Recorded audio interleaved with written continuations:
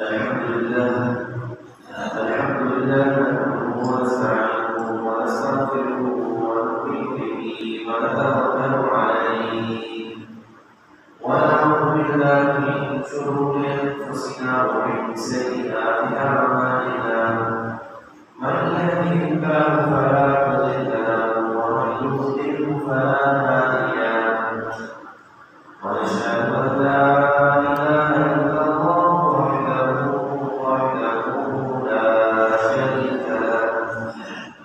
لا شريك له ولا نظير له ولا وسيل له ولا معين له ولا مشير له ولا مثال له ولا مثل له ونشهد أن سيدنا وسندنا وشفيعنا وحبيبنا وطبيبنا وطبيب قلوبنا محمدا عبده ورسوله صلى الله تعالى عليه وعلى آله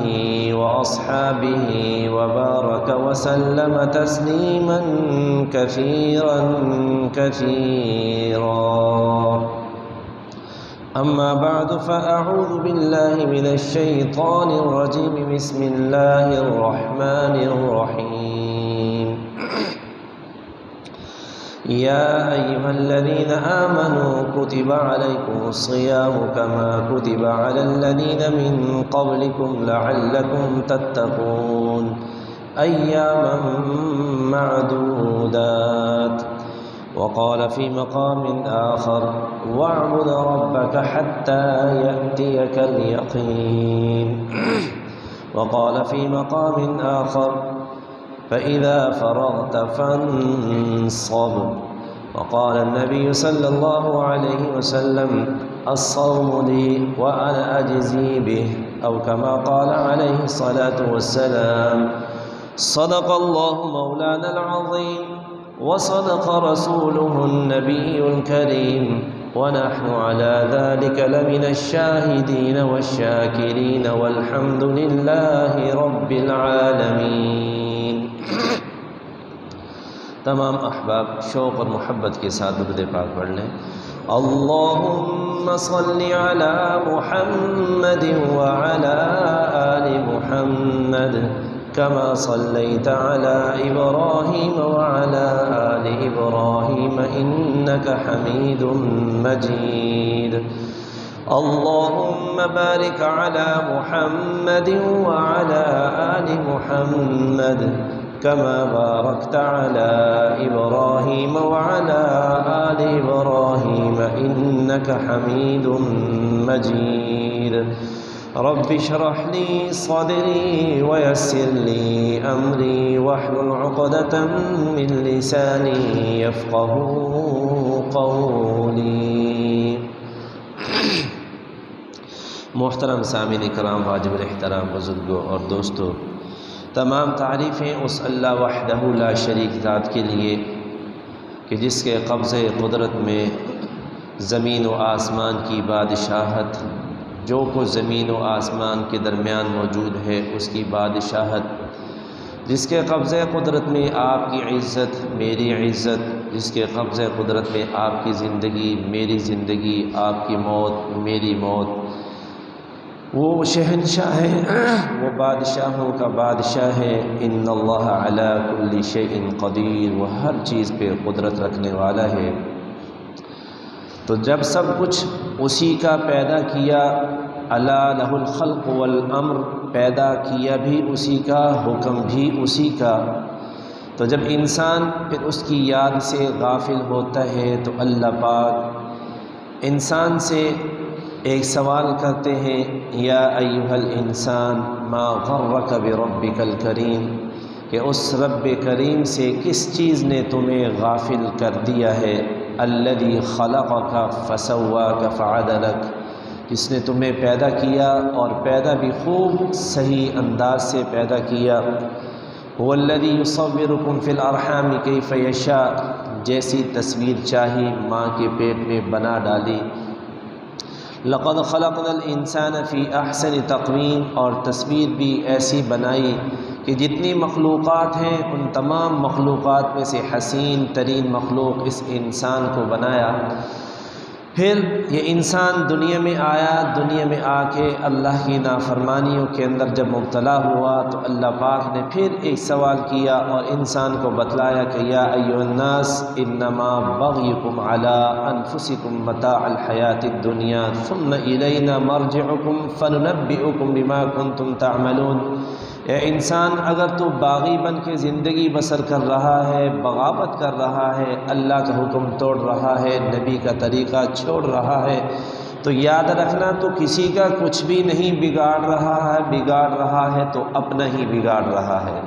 یا ایھا الناس انما بغیکم علی انفسکم متاع الحیات الدنیا، یہ دنیا کی چند روزہ زندگی، یہ دنیا کی زیب و زینت، یہ دنیا کا مال و متاع، اس کی وجہ سے تو اللہ کو ناراض کر رہا ہے۔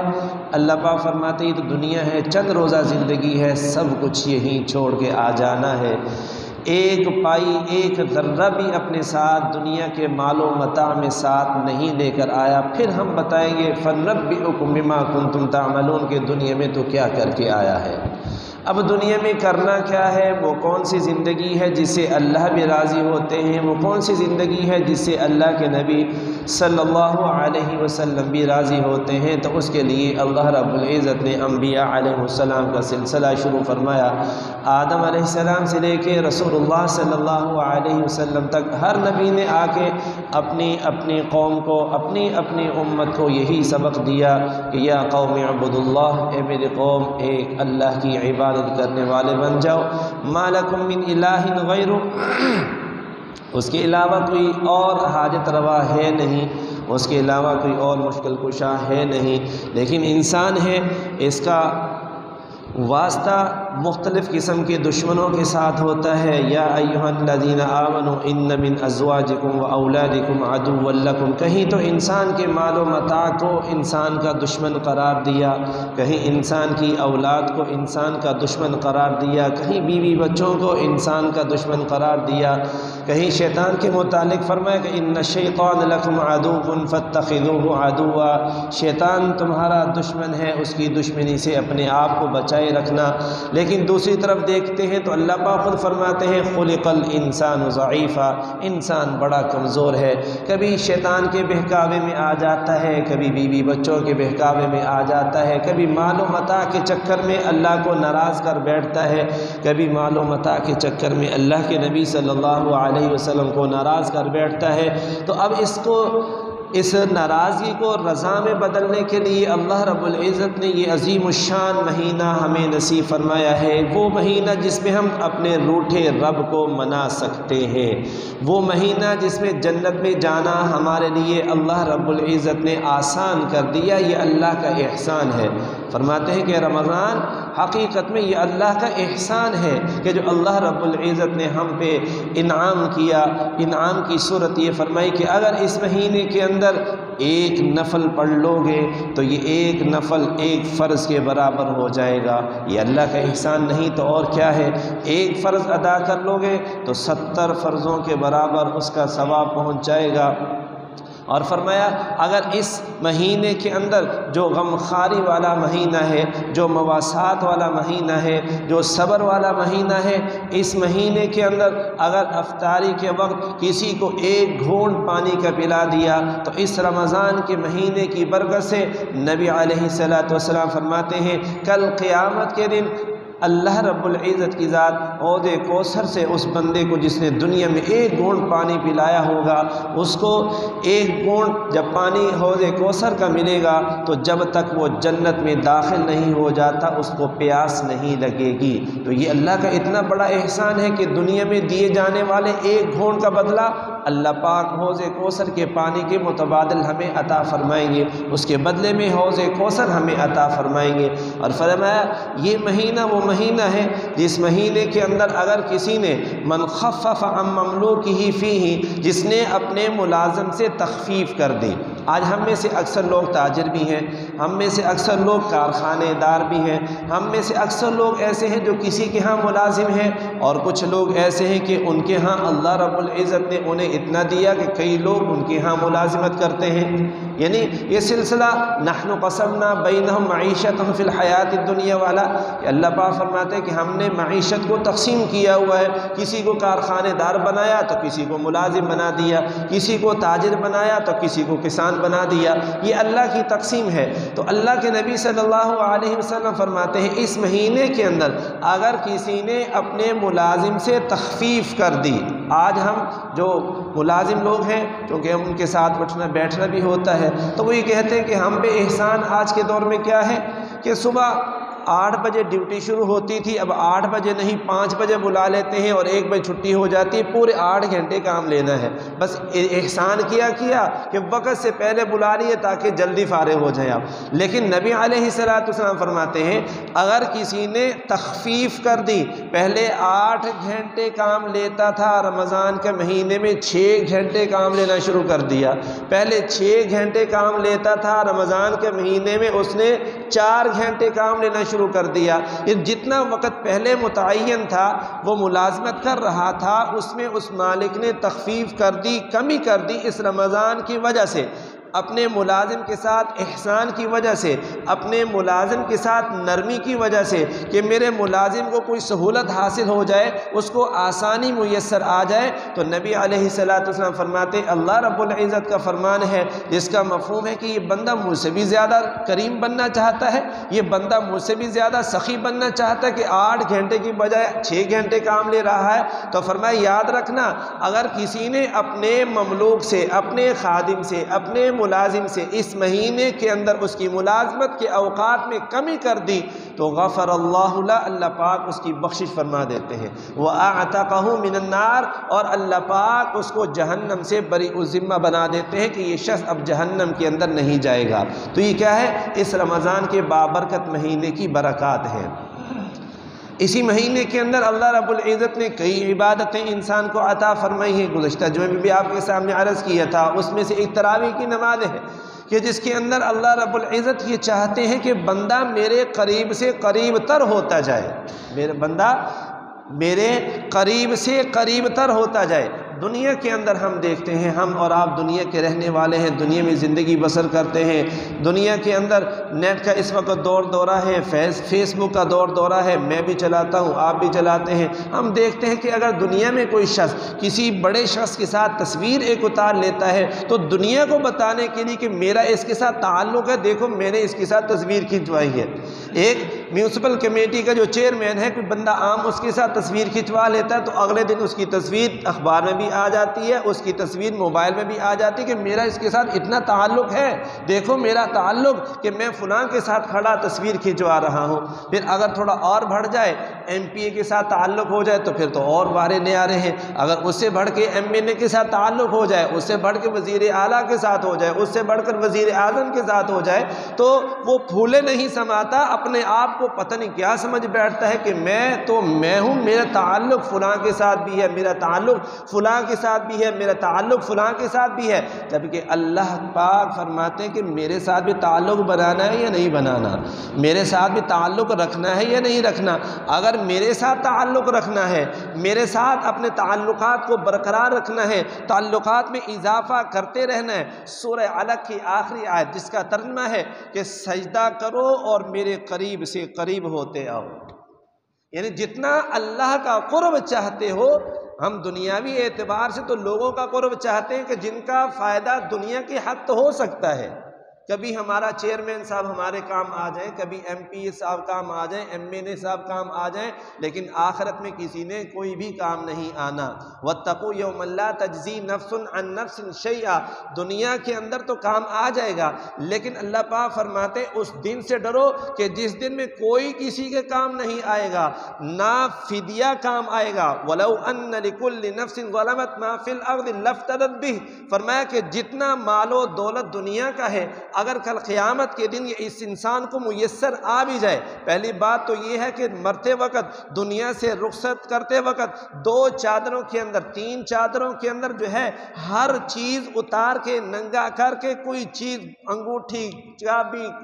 جو ہے وہ گھڑی، پیسہ دھیلا، ہر چیز جو ہے وہ اس سے لے کے خالی، جیبیں بھی نہیں ہے، کفن کے اندر جیب بھی نہیں ہوتی، کفن کا کپڑا سلا بھی نہیں ہوتا، ان سلا کپڑا ہوتا ہے، اس پہ لپیٹ کے جب قبر کے اندر حوالے کر دیں گے تو کیا بچے گا؟ کچھ بھی نہیں۔ فرمایا فرض محال فرض کر لیتے ہیں، فرض محال دنیا سے بڑا مال و متاع لے کر آ گیا، دنیا کے خزانے اپنے ساتھ لے کر آ گیا، دنیا کا بینک بیلنس اپنے ساتھ لے کر آ گیا، لیکن کل قیامت کے دن اگر تمہاری پکڑ ہو گئی تو یہ مال و متاع بھی کام آنے والا نہیں ہے۔ وہاں پر کیا کام آئے گا؟ ایک اللہ کی ذات۔ وہاں پر کیا کام آئے گا کہ جو ہم نے دنیا میں رہتے ہوئے اللہ کو راضی کیا ہوگا، جتنا تعلق ہم نے اللہ رب العزت کی ذات کے ساتھ بنایا ہوگا، اتنا وہ تعلق کل قیامت کے دن ہمارے کام آنے والا ہے۔ تو فرمایا سجدہ کرتے آؤ، اقترب، اور قریب سے قریب تر ہوتے آؤ۔ کوئی پیسہ نہیں لگے گا، کوئی پیسہ نہیں لگے گا، کسی کی سفارش نہیں لگے گی کہ بھئی آپ کا فلاں کے ساتھ تعلق ہے، ذرا میرے تعلق بھی بنا دو۔ ہوتا ہے اکثر دنیا میں، کسی بڑے کے ساتھ تعلق ہو تو دوسرے جو اس کا تعلق ہو تو اس کہتے ہیں یار تیری سلام دعا تو ہماری بھی ذرا کر دے، ان کو بتا دے یہ میرا جاننے والا ہے، ہمارا بھی تعلق بن جائے گا۔ تو اللہ پاک فرماتے ہیں ہمیں کسی کی سفارش کی ضرورت نہیں ہے، کسی کے تعلقات کی ضرورت نہیں ہے، بس سجدہ کرتا آ، قریب سے قریب تر ہوتا آ۔ تو فرمایا یہ جو مہینہ اللہ رب العزت نے ہمیں نصیب فرمایا ہے، اس مہینے کے اندر اللہ رب العزت نے 40 سجدے اضافی طور پر عطا فرما دیے ہیں۔ نماز تراویح کے اندر 20 رکعات 40 جو ہے وہ سجدے اللہ رب العزت نے ہمیں اضافی عطا فرما دیے کہ ایک سجدہ جب کرو گے اللہ کا قرب حاصل ہو جائے گا۔ اتنا قرب ہوتا ہے، اتنا قرب ہوتا ہے کہ نبی علیہ السلام فرماتے ہیں کہ سجدے کے علاوہ کوئی اور عبادت ایسی ہے ہی نہیں کہ جس سے انسان اللہ کے قریب سے قریب تر ہو سکے سوائے سجدے کے۔ جتنا قرب انسان کو اللہ کا سجدے کی حالت میں نصیب ہوتا ہے، اس کے علاوہ کسی اور حال میں نصیب نہیں ہوتا۔ تو سجدے میں گئے، ایک سجدے میں سبحان اللہ کہہ دیا، کم از کم 3 دفعہ تو ہر بندہ کہتا ہے، مسنون ہے کم از کم 3 دفعہ کہہ دیں، لیکن زیادہ کی حد کوئی نہیں ہے۔ ہم نے یہی سمجھ لیا کہ 3 دفعہ ہی کہنا ہے، بھائی نہیں، اللہ کی تسبیح ہے، اللہ کی بڑائی کو بیان کرنا ہے، جتنا کر سکتے ہیں کرتے جائیں، سجدے کو لمبے سے لمبا کرتے جائیں، رکوع کو لمبے سے لمبا کرتے جائیں، جتنی مرضی تسبیحات پڑھے، کوئی روک ٹوک نہیں ہے، لیکن کم از کم 3 دفعہ یہ مسنون ہے۔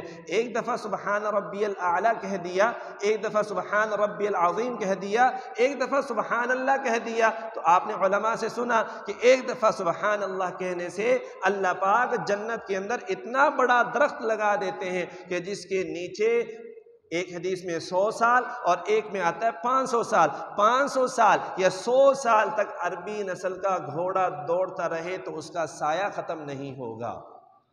ایک سجدے میں 3 دفعہ کہہ دیا تو کتنے درخت لگ گئے؟ 3 لگ گئے۔ 2 سجدوں میں 6 دفعہ کہہ دیا تو 6 درخت لگ گئے۔ وَسَارِعُوا إِلَى مَغْفِرَةٍ مِّن رَّبِّكُمْ وَجَنَّةٍ عَرْضُهَا كَعَرْضِ السَّمَاءِ وَالْأَرْضِ أُعِدَّتْ لِلْمُتَّقِينَ۔ فرمایا وہ جنت تو اللہ نے بنائی متقین کے لیے ہے، اس کو آباد بھی انہیں متقین نے کرنا ہے۔ ایک حدیث پاک میں آتا ہے نا، نبی علیہ السلام فرماتے ہیں کہ جب میں معراج پر گیا تو ابراہیم علیہ السلام کے ساتھ ملاقات ہوئی، اور ابراہیم علیہ السلام نے کہا کہ جا کے اپنی امت کو میرا سلام کہہ دینا، اپنی امت کو میرا سلام کہہ دینا، اور ان کو یہ بھی کہہ دینا کہ جنت ایک چٹیل میدان ہے، اس کے جو ہے وہ باغات، اس کے درخت، اس کے جو ہے اشجار، وہ سبحان اللہ، الحمدللہ، اللہ اکبر ہے، جتنا مرضی اپنی جنت کو آباد کر لو۔ تو ایک سجدہ کرنے سے اللہ رب العزت کا قرب، اور ہم نے یہ سمجھ لیا کہ بس 20 رکعت تراویح پڑھ لی، بس نماز ختم ہو گئی، بات ختم ہو گئی، ہماری عبادت ختم ہو گئی، جبکہ اللہ رب العزت کی ذات نبی علیہ السلام سے کیا فرماتے ہیں؟ وَاعْبُدْ رَبَّكَ حَتَّى يَأْتِيَكَ الْيَقِينُ۔ جب تک موت نہیں آ جاتی عبادت اللہ کی کرتے رہو، جب تک موت آ نہیں جاتی۔ اور ایک کام پر اللہ رب العزت نے سورہ الم نشرح کے اندر فرمایا فَإِذَا فَرَغْتَ فَانْصَبْ، کہ جب آپ اپنی کاموں سے، مصروفیات سے فارغ ہو جائیں، فن سب، تو اللہ کی عبادت میں اپنے آپ کو تھکا ڈالو، مصروف نہیں کرنا بلکہ تھکا ڈالنا ہے۔ اللہ کے سامنے ایسا لمبا قیام کرنا ہے کہ تھک جانا ہے، اللہ کے سامنے اتنا لمبا سجدہ کرنا ہے کہ تھک جانا ہے، اللہ کے سامنے اتنا لمبا رکوع کرنا ہے کہ تھک جانا ہے، فرمایا اپنے آپ کو تھکا ڈالو۔ تو اگر ہم غور کریں تو یہ بات سمجھ میں آتی ہے کہ اللہ رب العزت نے تو نبی علیہ السلام کے لیے پوری کائنات کو بنایا، تو نبی کی عبادت اللہ رب العزت کو تو ضرورت ہی نہیں ہے۔ حقیقت میں علماء فرماتے ہیں کہ جو حکم نبی علیہ السلام کو اللہ رب العزت کی طرف سے آتا ہے، حقیقت میں وہ امت کے لیے ہوتا ہے، کہ امت کی یہ ذمہ داری ہے کہ وہ اتنی عبادت کرے کہ اپنے آپ کو تھکا ڈالے۔ اور ایک اور حدیث پاک میں آتا ہے، آپ علیہ السلام فرماتے ہیں کہ استکثروا فیہ من 4 خصال، کہ رمضان کا مہینہ جب شروع ہو جائے اس میں 4 کام کثرت کے ساتھ کرو، 4 کام کثرت کے ساتھ کرنے ہیں۔ ان میں سے فرمایا آپ علیہ السلام نے خصلتین، 2 کام ایسے ہیں کہ جس سے تم نے اللہ کو راضی کرنا، اور 2 کام ایسے ہیں جو تمہیں خود ان کی ضرورت ہے۔ 2 کاموں سے اللہ کو راضی کرنا ہے اور 2 کام ایسے کرنے ہیں جن کی تمہیں خود ضرورت ہے۔ تو فرمایا وہ 2 کام جس سے تم نے اللہ کو راضی کرنا ہے، شہادت اللہ الہ الا اللہ، لا الہ الا اللہ کی گواہی دینا، یہ عقیدہ بنا لینا کہ اللہ کے علاوہ کوئی حاجت روا نہیں ہے، اللہ کے علاوہ کوئی مشکل کشا نہیں ہے، اللہ کے علاوہ کوئی مالک کائنات نہیں ہے، الا لہ الخلق والامر، یہ عقیدہ بنا لینا کہ اللہ ہی خالق ہیں اور اللہ ہی تدبیر کرنے والے ہیں، اللہ کے حکم کے بغیر ایک پتا بھی حرکت کرنے والا نہیں ہے۔ اور شرک جو اللہ رب العزت کی ذات کو اتنا ناپسندیدہ ہے، اتنا ناپسندیدہ ہے کہ ایک مقام پر فرمایا وَمَن يُشْرِكْ بِاللَّهِ فَقَدْ حَرَّمَ اللَّهُ عَلَيْهِ الْجَنَّةَ وَمَأْوَاهُ النَّارُ، کہ وہ شخص جو اللہ رب العزت کی ذات اور صفات میں کسی کو شریک ٹھہرائے گا، جنت اس پہ حرام ہے اور جہنم اس کا ٹھکانہ ہے۔ اور اس کی مذمت اس بات سے اندازہ لگائیے، نبی علیہ السلام بھی کثرت کے ساتھ اور قرآن کے اندر بھی کثرت کے ساتھ آیا ہے کہ اپنے ایمان والے وہ بھائی جو دنیا سے پردہ کر چکے ہیں ان کے لیے دعائیں کرتے رہا کرو، ربنا اغفر لنا ولاخواننا الذین سبقونا بالایمان، اے اللہ تو ہماری بھی بخشش فرما دے اور ہمارے وہ ایمان والے جو ہم سے پہلے دنیا سے جا چکے ہیں ان کی بخشش بھی فرما دے۔ اور اللہم اغفر للمؤمنین والمؤمنات والمسلمین والمسلمات الاحیاء منہم والاموات، یہ نبی علیہ السلام کی بتلائی ہوئی دعائیں ہیں۔ اے اللہ تو ایمان والے مردوں کو بھی معاف فرما، ایمان والے عورتوں کو بھی معاف فرما، جو ایمان والے موجود ہیں انہیں بھی معاف فرما، جو ایمان والے دنیا سے گزر چکے ہیں اے اللہ تو ان کو بھی معاف فرما۔ لیکن مشرک کے متعلق اللہ پاک نے قرآن میں ایک واضح فیصلہ سنا دیا کہ ما کان للنبی والذین آمنوا ان یستغفروا للمشرکین ولو کانوا اولی قربا، کہ نہ ہی نبی علیہ السلام کے لیے جائز ہے اور نہ ہی کسی ایمان والے کے لیے جائز ہے کہ وہ اپنے ایسے رشتہ داروں کے لیے دعائے مغفرت کریں جو مشرک بن کے دنیا سے چلے گئے ہیں۔ ایمان والوں کے لیے خود اللہ بھی حکم دے رہا ہے، اللہ کے نبی صلی اللہ علیہ وسلم بھی حکم دے رہے ہیں کہ دعائیں کرتے رہو ان کے لیے، لیکن مشرک ایسا بدبخت ہے، اللہ رب العزت کا اتنا ناپسندیدہ ہے، اتنا مبغوض ہے اللہ کا کہ اللہ پاک نے واضح طور پر اپنے نبی کو بھی کہہ دیا ان تستغفر لهم 70 مرة فلن یغفر اللہ لهم، 1 دفعہ چھوڑیے 2 دفعہ چھوڑیے، اے میرے محبوب اگر آپ ان کے لیے 70 دفعہ بھی استغفار کریں گے تب بھی ان کی بخشش نہیں ہوگی۔ تو نبی کو بھی روک دیا، ایمان والوں کو بھی روک دیا کہ بخشش مشرک کے لیے بخشش کی دعا نہیں کرنی۔ واستغفروا، اور دوسرا کام جس سے اللہ راضی ہوتا ہے وہ اللہ سے اپنے گناہوں کے معافی مانگتے رہو، جتنا اللہ سے معافی مانگو گے واستغفروا ربکم وتوبوا الیہ، فرمایا اس سے بخشش بھی طلب کرو اور اس کی طرف رجوع بھی کرو، ان ربی رحیم ودود، اس لیے کہ میرا رب وہ رحمان بھی ہے اور محبت کرنے والا بھی ہے۔ معاف کرنے والا بھی ہے، محبت کرنے والا بھی ہے۔ تم ایک قدم بڑھا کے تو دیکھو، وہ چل کے نہ آئے تو پھر کہنا، تم چل کے تو دیکھو، اس کی رحمت بھاگ کے تمہاری طرف متوجہ نہ ہو تو پھر کہنا۔ تو نبی علیہ السلام فرماتے ہیں کہ جب رمضان کا مہینہ شروع ہو جائے تو توحید کو کثرت سے بیان کرو، لا الہ الا اللہ کو کثرت سے بیان کرو۔ یہ وہی دعوت ہے جو ہر نبی نے آ کے اپنی امت تک، یا قوم اعبدوا اللہ ما لکم من الہ غیرہ، یا قوم اعبدوا اللہ ما لکم من الہ غیرہ، ہر نبی نے آ کے لا الہ الا اللہ کا پیغام دیا، ہر نبی نے آ کے لا الہ الا اللہ کی دعوت دی۔ اور استغفار یہ بھی اللہ رب العزت کو پسند ہے، فرمایا اگر فَقُلْتُ اسْتَغْفِرُوا رَبَّكُمْ إِنَّهُ كَانَ غَفَّارًا يُرْسِلِ السَّمَاءَ عَلَيْكُمْ مِدْرَارًا وَيُمْدِدْكُمْ بِأَمْوَالٍ وَبَنِينَ وَيَجْعَلْ لَكُمْ جَنَّاتٍ وَيَجْعَلْ لَكُمْ أَنْهَارًا۔ مانگ کے تو دیکھو، استغفار کر کے تو دیکھو، اللہ پاک رحمتوں کی بارشیں فرما دیں گے، اللہ تمہاری اولاد میں بھی اضافہ، تمہارے مال میں بھی اضافہ فرما دیں گے۔ یہ ہے استغفار کی برکت۔ اور دو چیزیں ایسی ہیں فرمایا جن کو تمہیں جن کی بہت اشد ضرورت ہے، اور وہ یہ ہے تسألون اللہ الجنہ، کہ ہمیشہ اللہ سے جنت مانگتے رہو۔ جنت یہ اصل میں مقام ہے، ایک مظہر ہے اللہ کی رضا کا، یعنی جنت تمہیں کب ملے گی؟ جب اللہ راضی ہوگے۔ تو مطلب یہ ہے کہ تم اللہ سے اللہ کی رضا مانگ رہے ہو، اور اللہ کی رضا کس چیز میں ہے کہ تم اللہ کے حکموں کو پورا کرنے والے بن جاؤ گے۔ تو جب اللہ کا حکم پورا ہو گیا، اللہ راضی ہو گئے، جب اللہ راضی ہو گیا تو جنت تمہارا مقام بن جائے گا۔ اور فرمایا جہنم سے پناہ مانگتے رہو، جہنم سے پناہ مانگتے رہو۔ اور فرمایا کہ جہنم جو ہے وہ ایسا مقام ہے، لہم فیہا غواش، فرمایا وہاں پر بچھونا وہ بھی آگ کا ہے، اوڑھنا وہ بھی آگ کا ہے، وَسُقُوا مَاءً حَمِيمًا فَقَطَّعَ أَمْعَاءَهُمْ، وہاں کا پینا وہ جوش مارتا ہوا پانی، وہاں کا پینا بدبودار پیپ ہوگی۔ اللہ پاک سے معافی مانگ کے اس سے جہنم سے پناہ مانگتے رہنا۔ اور جہنم کیا چیز ہے؟ علماء فرماتے جہنم ہے کیا؟ جہنم اصل میں اللہ رب العزت کی ناراضگی کا مظہر ہے، کہ اللہ ناراض ہے۔ اس کی علامت کیا ہے؟ کہ جہنم تمہارا ٹھکانہ ہے۔ اس لیے اللہ سے ایسے اعمال جو اللہ کی ناراضگی کا سبب بنتے ہوں، اللہ سے معافی مانگتے رہیں کہ اللہ پاک ہمیں ان اعمال سے محفوظ رکھے جس سے اللہ کی ذات ہم سے ناراض ہوتی ہو۔ جب اللہ ناراض ہو گیا تو جہنم ٹھکانہ بن گیا۔ تو یہ چند ایک باتیں آپ کے سامنے رکھیں، اللہ پاک ہم سب کو اس پہ عمل کی توفیق نصیب فرمائے۔ وآخر دعوانا ان الحمد للہ رب العالمین۔